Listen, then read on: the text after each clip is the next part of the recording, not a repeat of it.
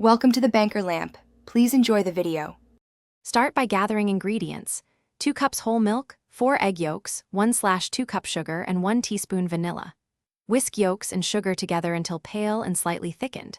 Heat the milk in a saucepan until it is steaming but not boiling, then slowly pour about 1 cup of the warm milk into the yolk mixture while whisking. This is tempering and prevents scrambling. Return the tempered mixture to the pan and cook gently, stirring constantly, until it reaches 170 degrees F and thickly coats the back of a spoon. Maintain constant stirring with a wooden spoon or spatula while cooking over low heat. This prevents curdling and gives a silky texture.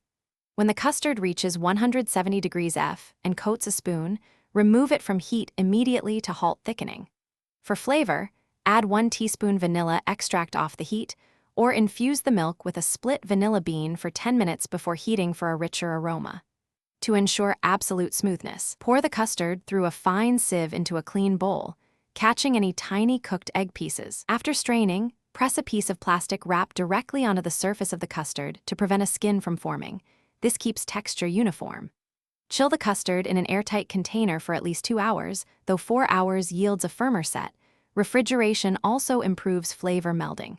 Serve the custard cold, or reheat a portion gently over a double boiler until just warm, stirring constantly to maintain smoothness. For finishing touches, add 1 tablespoon caramel, a sprinkle of cinnamon or fresh fruit, and serve in individual bowls. Thanks for watching. If this was helpful, leave a like and consider subscribing. See you next time.